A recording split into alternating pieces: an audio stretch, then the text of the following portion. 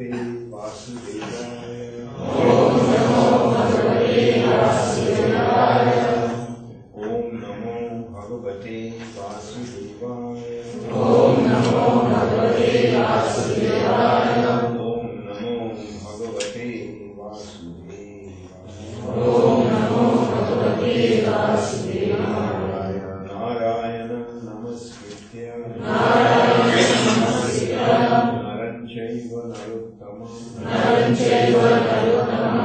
Devim Saraswatim Vyasam.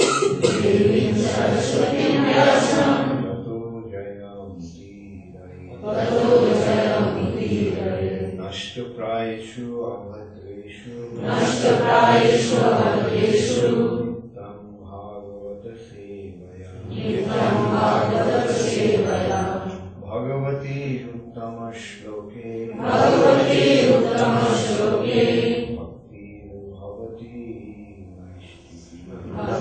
Bhavati Naishti.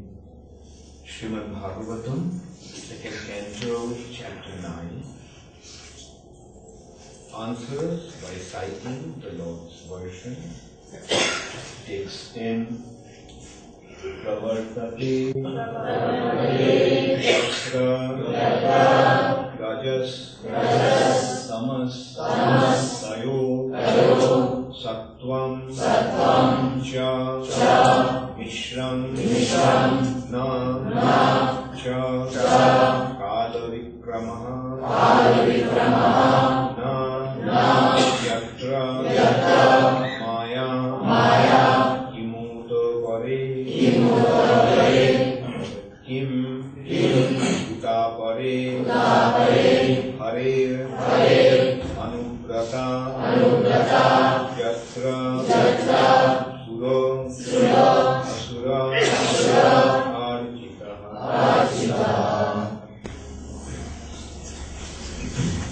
Pravartate yatra rajastamustayo. Sattvam cha mishram na cha kala vikrama. Na yatra maya kimuta pare hare. Anugrata yatra sura rachita. Pravartate yatra rajastamastayo. Satyam cha mishram cha sattam cha mishram na cha kala vikrama. Na yatra maya kimuta pare hare. Anugrata yatra sura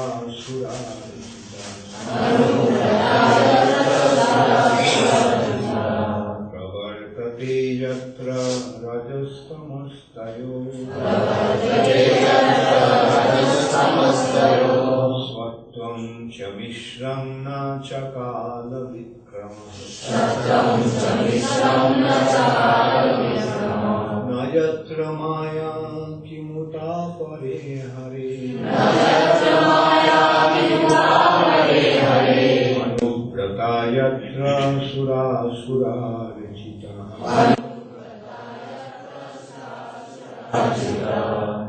Pravartate prevail. Yatra wherein. Rajaha Tamaha, the modes of passion and ignorance. Tayo, of both of them. Sattvam, the mode of goodness. Cha, and Mishram, mixture. Na, never. Cha, and Kala, time. Vikramaha, influence. Na, neither. Yatra, therein. Maya, illusory, external energy.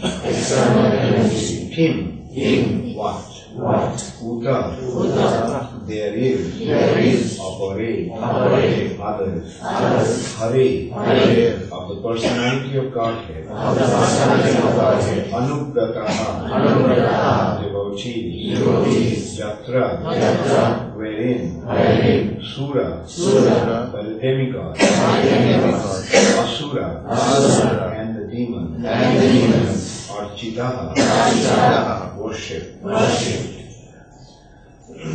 Translation by His Divine Grace of Prabhupada.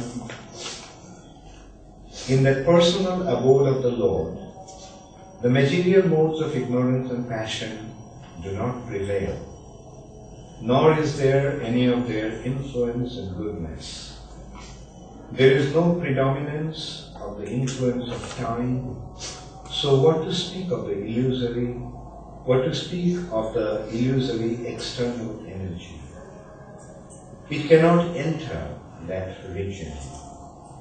Without discrimination, both the demigods and the demons worship the Lord as devotees.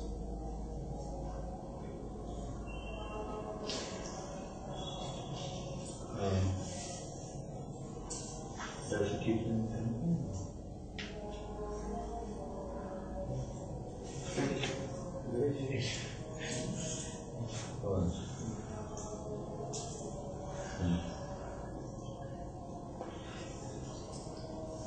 How many of you are trying to memorize the verses according to the system I gave? Every day you are trying to memorize.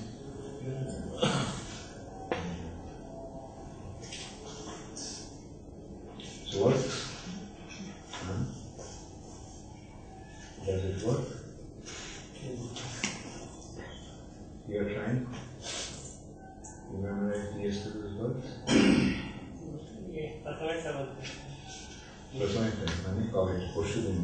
Okay, say.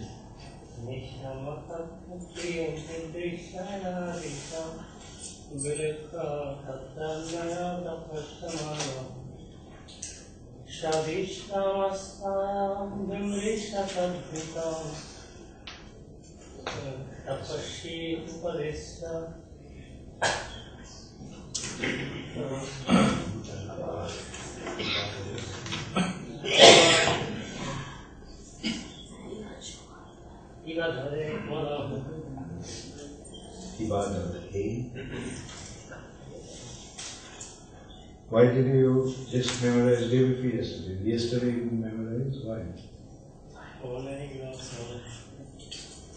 Who memorized yesterday?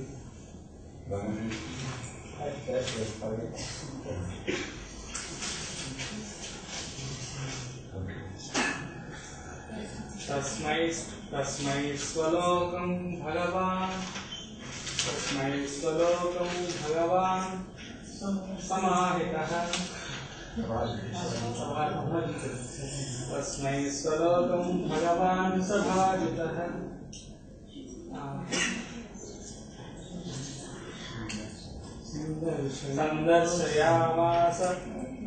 Sandarsayamasa Remember it? We tried. You see, now you can see, like the first word of the first line. The first word of the line, if you Sandarshana, then Sandarsayamasa param nayat param Vyapeta sanklesha vimoha sadhvasam Vimoha sadhvasam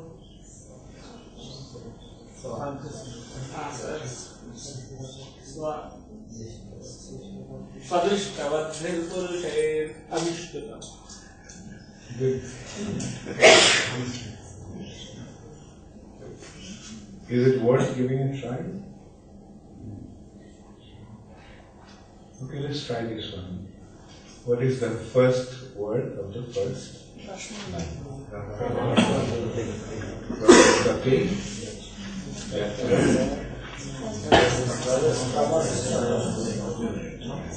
So, okay, Kamanan, you say the first line.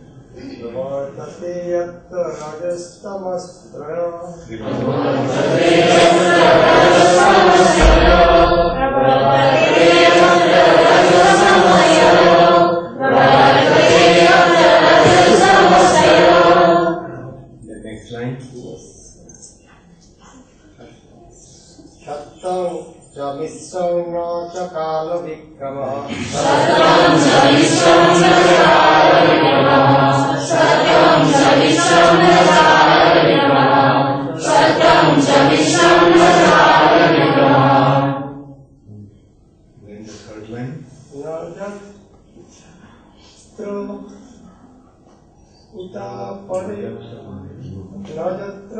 Maya. रजत्र माया उता परे किम उता परे हरे रजत्र माया विता परे हरे रजत्र माया विता परे हरे रजत्र माया विता परे हरे.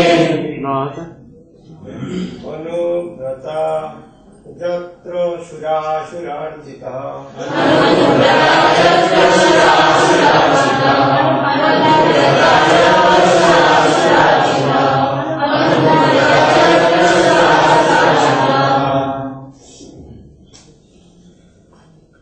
So, is it? So now the next thing is, as I said, like, try to memorize, try to understand, try to remember the word for word meaning, that helps. Pravartate means prevail. Yatra, wherein. Rajus, Tamu, Rajas and Tamu, Rajagun and Tamu. The passion, mode of ignorance, Tayo, both of them. Then, Satyam means Cha and Mishram, mixture, Cha. Na means na, never, Cha and Kala Vikrama. Kal means time and Vikrama means influence. So Kala Vikrama means influence of time. Then Na again means not or neither. And Yatra means wherein. Maya, illusory external energy. Kim, what? Uta, there is. Apare, others. Hare, the personality of Godhead. Anuprata, devotees. Yatra, wherein. Sura, by the demons. Asura, demons.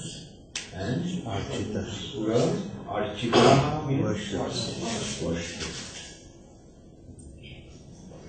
So, the meaning is Najatra, the pravartate jatra rajastamustayo.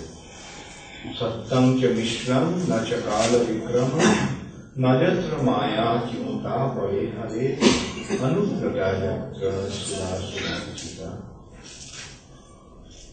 In that personal abode of the Lord, the spiritual world, the material modes of ignorance and passion do not prevail,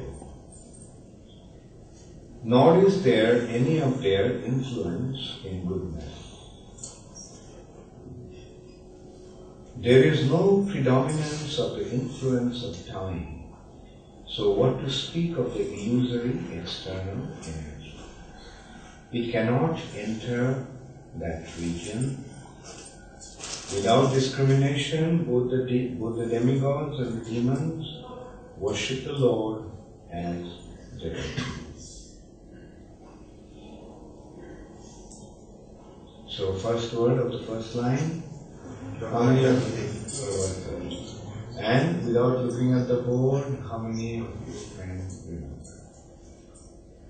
Okay, Shuchandra. Pravartate yatra rajastamustayo.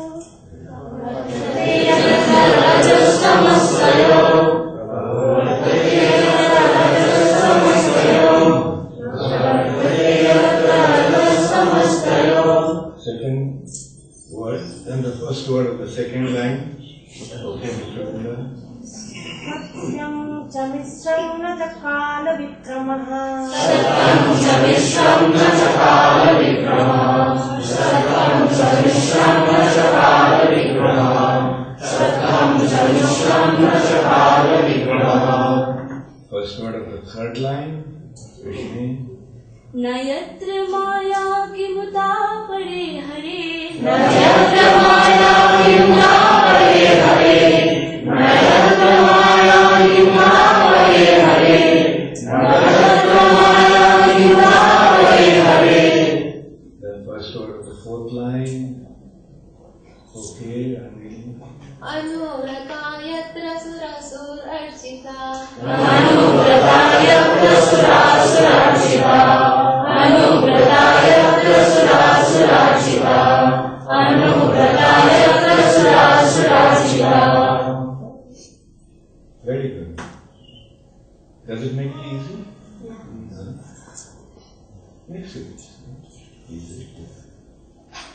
The guard was also memorized. This called the guard. Haribol.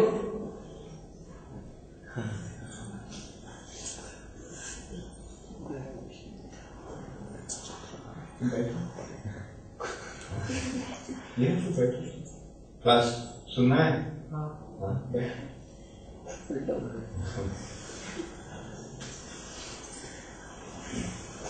तुम भी याद कर लिया हाँ very good. So and then the fourth principle, fourth step. First one is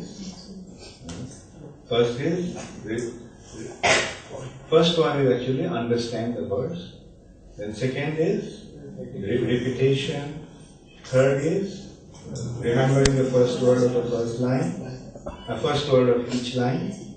And the fourth is writing it down on a piece of paper and try to memorize it, try to repeat it from time to time. And if you can't, then you just see, just check it.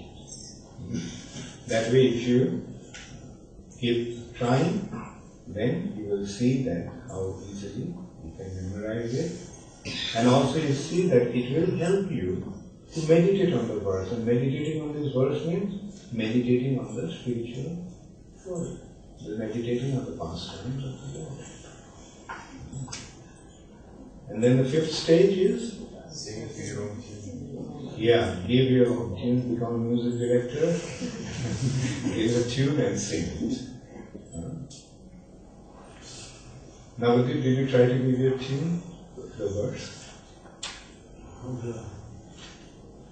No? There's some other tune.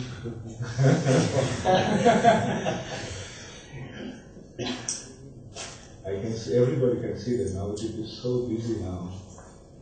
How do you make out that he's very busy nowadays? He doesn't even have the time to show. Huh? Not that I don't have time, but I'm a little lazy with this. Okay, then become non-lazy and shave every day. Okay? Remember I gave you a razor? Yes.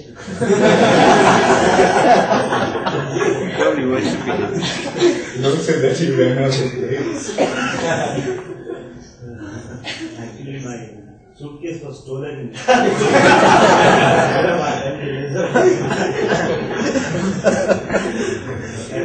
station with somebody pick it up. Okay.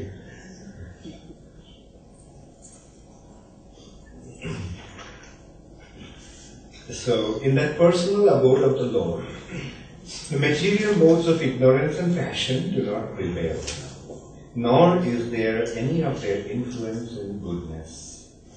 Why it has been said, any of their influence in goodness? Who can tell?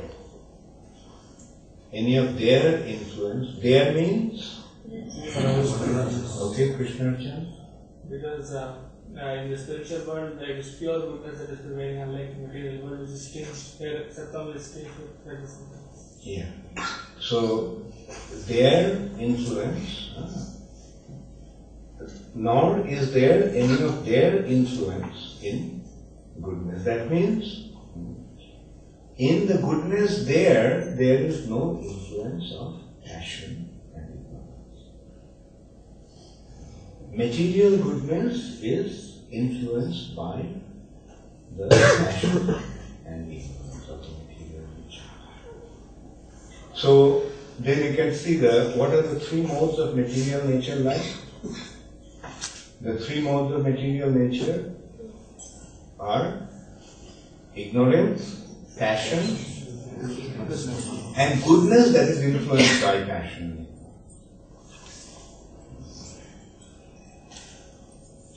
Whereas in the spiritual sky, it is just pure goodness. Pure goodness.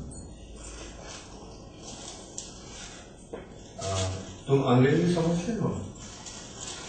अंग्रेजी समझते हो तुम? कोई हो गया? थोड़ी हो गया। पढ़ाई कितना तक की? कितना तक पढ़ाई की? 10 मिनट। हिंदी ट्रांसलेशन? वो Chiranjeevi.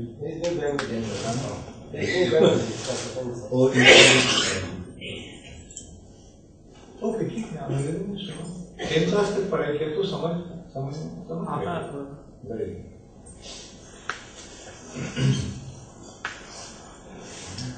So, the material nature is the nature where these two modes, passion and ignorance and passion, are prevailing. And whatever goodness is there in the material nature is actually influenced by passion. Whereas in the spiritual sky, the goodness is pure. Spiritual sky is in pure goodness, and there is no room for passion. There is no tinge of passion and ignorance. And there is no influence of time. Time, Kala Vikrama. Kala, the time is very powerful. Actually, in the material nature, everything is controlled by time. That is one of the most powerful instruments of Maya. That is actually, time actually is the Lord's own manifestation. It is in the form of time that the Lord controls this material Kala. In Bhagavad Gita, what did Krishna say? Kala Ashmi Lokakshayam Lokakshayasvi Prabhupada. That I am time, and in the form of time, I am the destroyer. I destroy. So that expansion of the Lord in the form of time again is further manifest in the form of Mahakal. We are sitting in the place of Mahakaleshwar. Lord Shiva in the form of time. He is the destroyer. He is destroying everything in the form of time.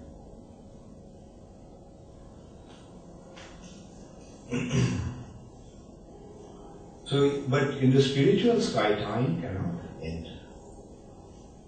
In the spiritual world, there is no room for time. Time cannot enter. And that's why it says, so even time cannot enter. So what to speak of? External illusory energy. And there, both the demigods and demons worship the Lord as devotees. Meaning, there everyone is a devotee. Even though sometimes someone may appear to be like a demon, but they are also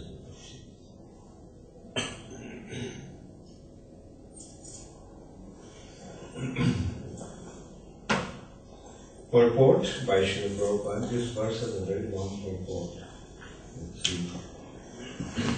The kingdom of God, or the atmosphere of the Vaikuntha nature, which is called the Tripad Vibhuti, is 3 times bigger than the material universe and is described here as also in the Bhagavad Gita in a nutshell. This universe, containing billions of stars and planets, is one of the billions of such universes clustered together within the compass of the Mahatattva. And all these millions and billions of universes combined together constitute only 1/4 of the magnitude of the whole creation of the Lord. There is the spiritual sky also. Beyond the sky are the spiritual planets under the names of Vaikuntha, and all of them constitute 3/4 of the entire creation of the Lord. God's creations are always innumerable. Even the leaves of a tree cannot be counted by man, nor can the hairs on his head. However, foolish men are puffed up with the idea of becoming God himself, though unable to create a hair of their own bodies.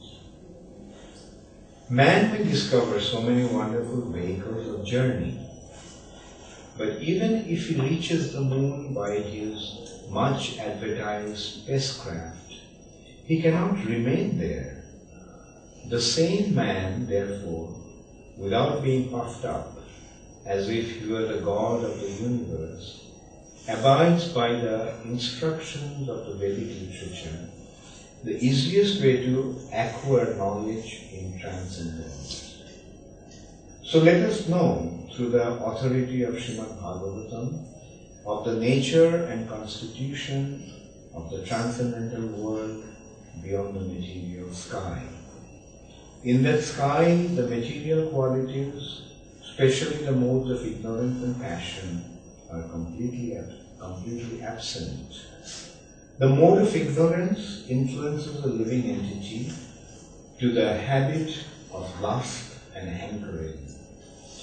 And this means that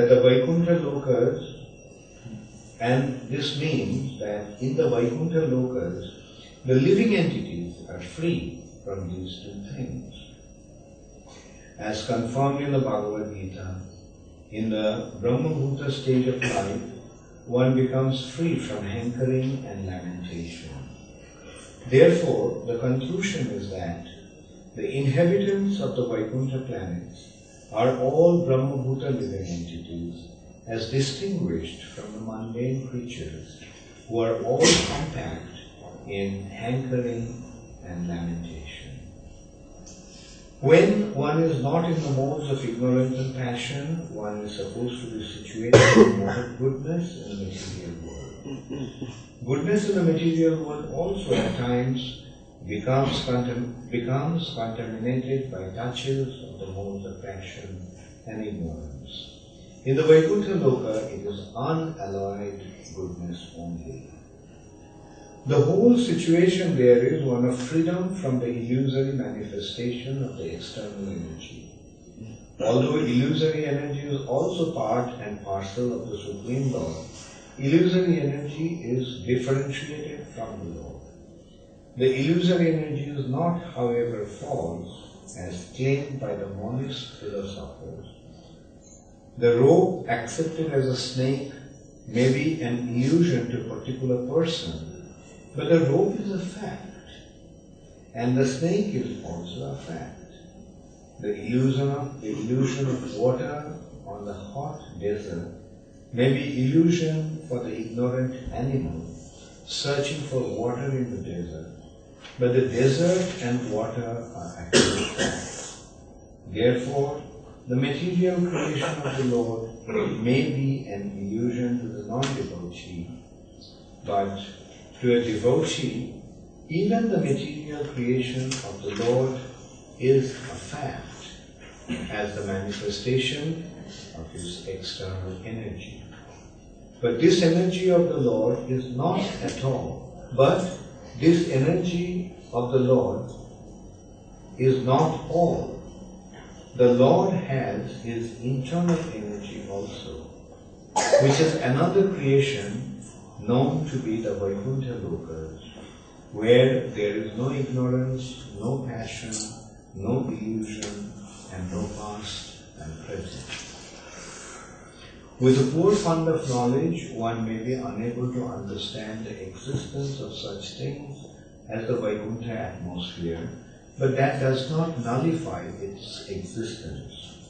That spacecraft cannot reach these planets does not mean that there are no such planets, for they are described in the revealed scriptures. That spacecraft cannot reach these planets does not mean that there are no such planets, for they are described in the revealed scriptures. Okay, I'll just discuss up to here now. So, in the purport, Srila Prabhupada is pointing out that the material nature is there and the spiritual nature. The material nature is vast. Prabhupada is pointing out that each universe has millions and billions of planets. And there are millions of universes, billions of universes. Each universe is inconceivable. We are just situated in one planet, the Earth planet. But there are so many planets in each universe. And there are innumerable universes. That is material nature. But this material nature is the Lord's Ekpad Vibhuti, 1/4 of His creation. And the 3/4 of His creation is the spiritual sky. So that is how inconceivable His energy is. Each universe is inconceivable. And there are innumerable universes. Innumerable universes. We can consider the universe like the material universe.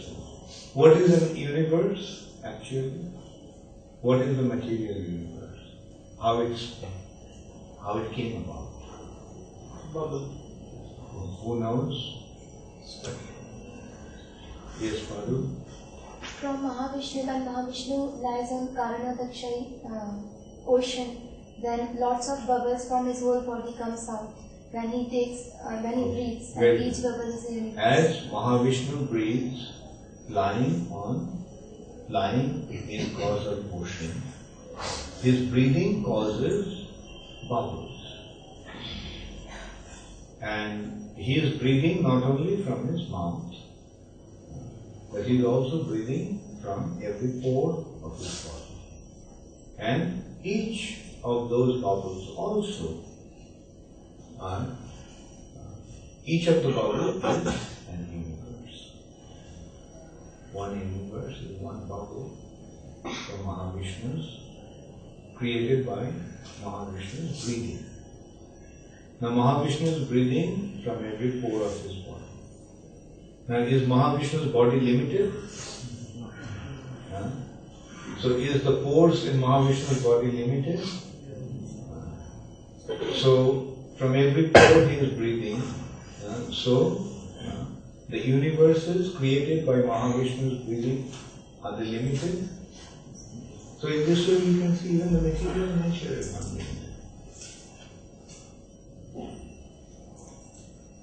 But when you look at it from another point of view, another perspective, then probably you will see that entire material creation is 1/4 of the Lord's creation. Scripture describes that. That's how we know. We don't have to, we have one advantage. the followers of the Vedic scriptures have one great advantage. And that advantage is that we don't have to research. We just get the information ready-made. And we just accept them. And that is how we know, we get to know. But those who make research, but those who are materialistically inclined, they always want to find out themselves. With telescopes, periscopes, microscopes, stethoscopes, they're always trying to find out the cause, why something happens, why something. And if it doesn't fit into their limited perception, they don't want to accept it. They're so unfortunate. They're simply creating troubles for themselves. As it is, there is no lot of trouble in this material nature. And they just want to increase their trouble. I have to find out. So they have a telescope, and so only whatever I can see with my telescope, with my little toy, that fits into my imperfect eyes. If I can see it, it exists. If it doesn't, if I don't see it, it doesn't exist.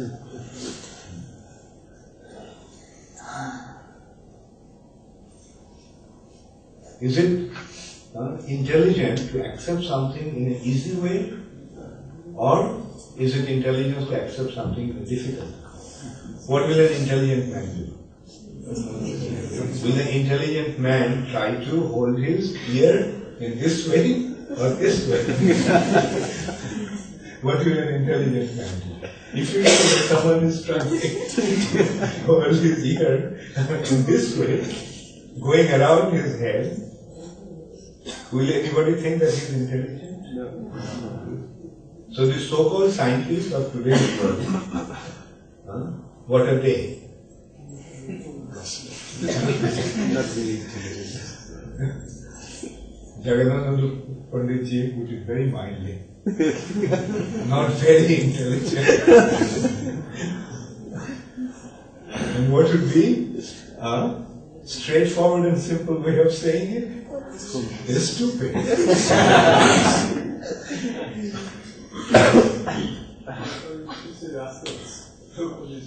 Okay. Jayesh is reminding us that Prabhupada actually went to the extent of even calling them rascals.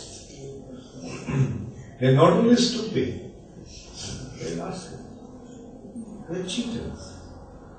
They don't know anything, but they claim that I know. And that's the next point Prabhupada is making.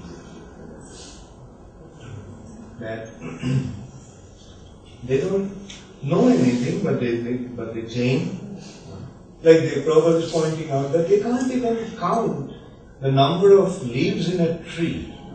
They can't even count the number of hairs in their own head. What to speak of measuring the universe? But they say, oh, I'm God. I'm God. There is no God, but I'm God. That is their thing. In one hand, they say that there is no God, and then there is I'm God. So, that is the unfortunate state of affairs. So, this is the unfortunate condition. But those who have been able to overcome that unfortunate situation, they are fortunate. And what will the fortunate people do? They are collecting information from the authoritative scriptures. And their assessment and their calculation will be also very sound. Their assessment of why are they accepting this, they will consider all the intelligent people have accepted it. People those who are much more intelligent than I am, they have accepted. Like for our case, at least I can tell for myself. I saw that Prabhupada is the most intelligent person in I ever come across. Far more intelligent than any professor that I came across in the college. But Prabhupada accepted the scriptures. So that is how we begin. Then we also get to know personalities like Bhakti Siddhanta Saraswati Thakur. What a brilliant personality. Bhakti Vinod Thakur. We can see their brilliance, although we haven't met them, but you can see their brilliance from their writing. What a brilliant personality. What a profound perception. What an eloquent presentation. I mean, far more superior than I could ever even think of becoming myself. And I would dream of becoming myself, and that personality accepted the scriptures. Then we can go further. Raghunath Das Goswami, Vishwanath Chakravarti Thakur, Rupa Goswami, Sanatana Goswami. Then Chaitanya Mahaprabhu, the Supreme Personality of Godhead came, acting as a devotee, and he accepted this, Srimad Bhagavatam. And on the authority of the Srimad Bhagavatam, he spoke. God Himself comes and speaks on the authority of Srimad Bhagavatam and Bhagavad Gita. So why shouldn't I?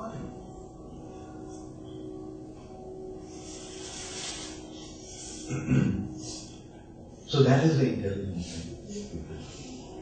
And another proof is that once we start reading Srimad Bhagavatam, it starts to make sense.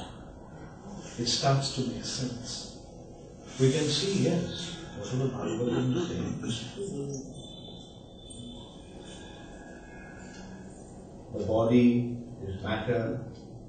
The consciousness is not a nature, not in matter.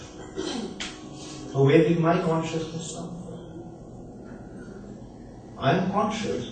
Where is my consciousness coming from? Where is my consciousness coming from? Where is my consciousness coming from? This doesn't have consciousness. This doesn't have consciousness. But how come this has consciousness?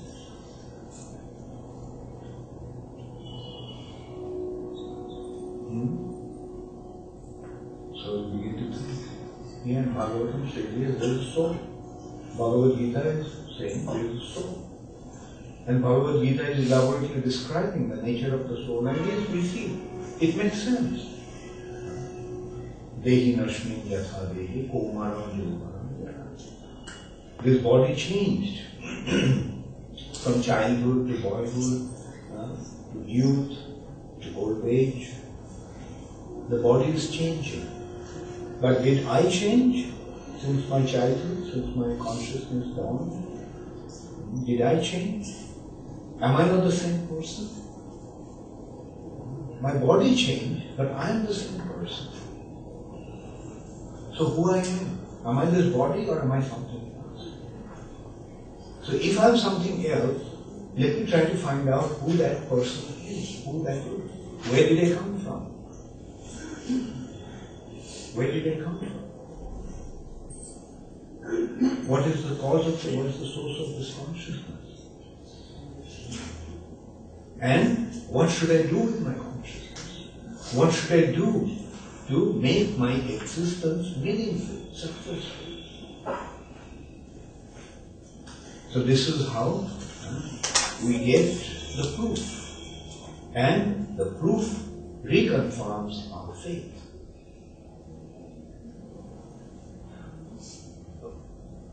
And so then we are getting the description. Who is speaking now? Lord Brahma. The most intelligent person in the universe. Who is the creator of this universe. You speak. And he is saying that beyond this material nature there is a spiritual nature. And the Supreme Personality of Godhead is present there. He is present in the spiritual world. And everything there is controlled by him. And not that he is controlling with a stick, but there he is controlling everything by his internal energy, which is predominantly love. He is controlling everything with love. And everyone is there, everyone there is in love with him, and he is in love with everyone. What a wonderful situation. Everybody loves him and he loves everyone.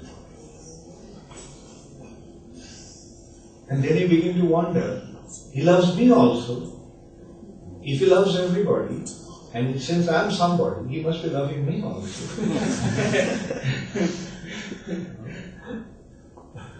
So now let me also try to develop my love for him. And then when I develop my love for him, then what happens?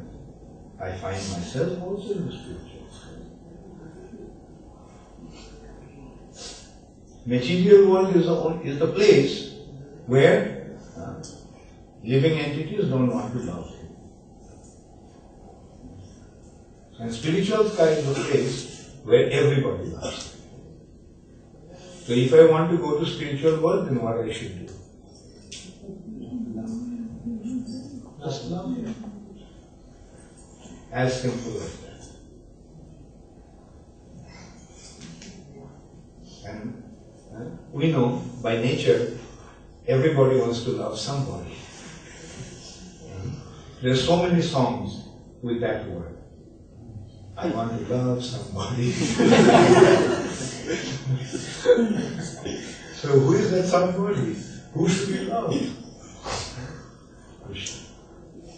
So when we develop a love for him, then our life becomes so full of meaning. Our existence becomes so full of joy.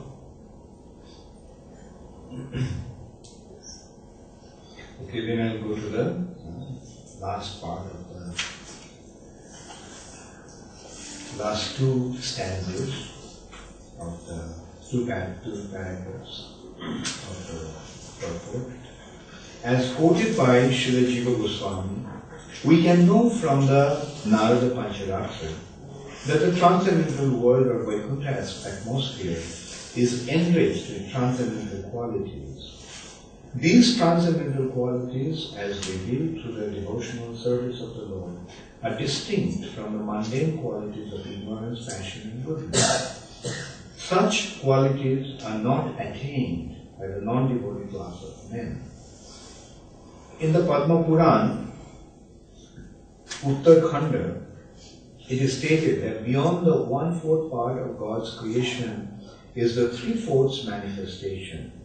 The marginal line between the material manifestation and the spiritual manifestation is the Viraja river.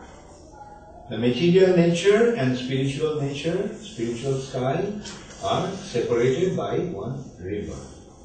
That river is called Viraja.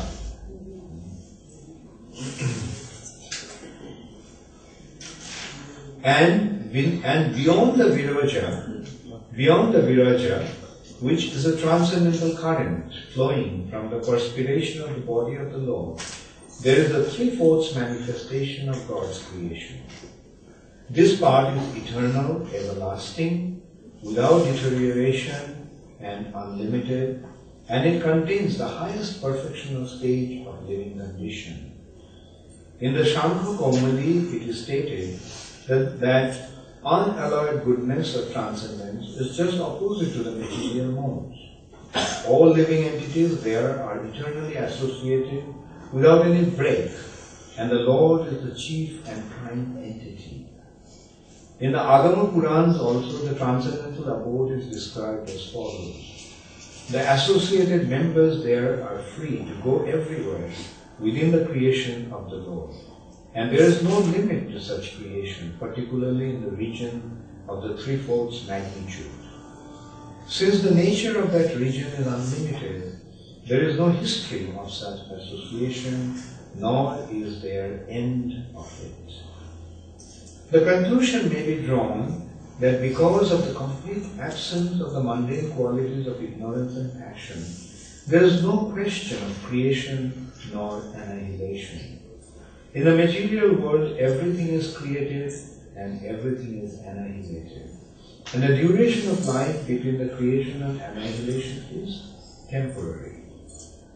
In the transcendental realm, there is no creation and no destruction. And thus the duration of life is eternal, unlimitedly. In other words, everything in the transcendental world is everlasting, full of knowledge and bliss without deterioration. Since there is no deterioration, there is no past, present and future in the estimation of time.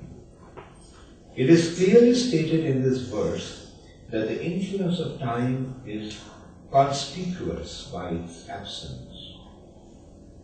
The whole material existence is manifested by actions and reactions of elements which make the influence of time prominent in the matter of past, present and future. There are no such actions and reactions of cause and effect there. So the cycle of birth, growth, existence, transformation, deterioration and annihilation, the six material changes are not existent there.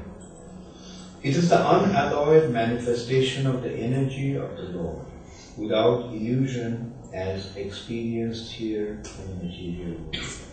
The whole Vaikuntha existence proclaims that everyone there is a follower of the Lord. The Lord is the chief leader there without any competition for leadership. And the people in general are all followers of the Lord.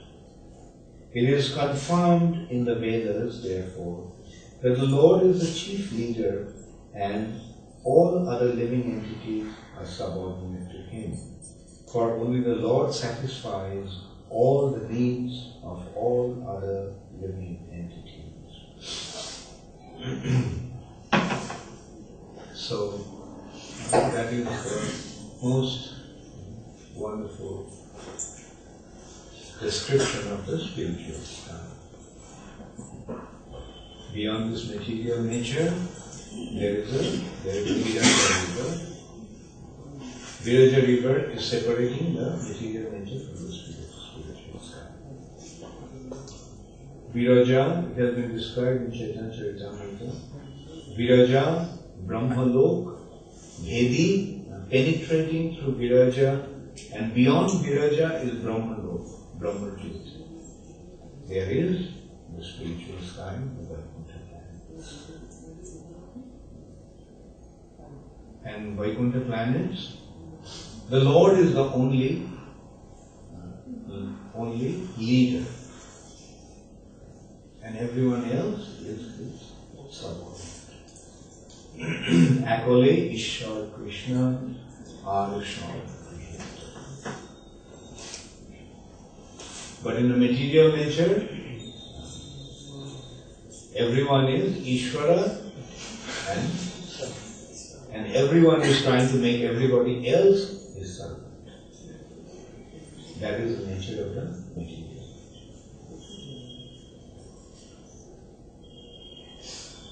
I am the Lord and Master of the world. Lord means He wants to control, He wants to dominate, He wants to make everything else his subordinate. So that is the material nature.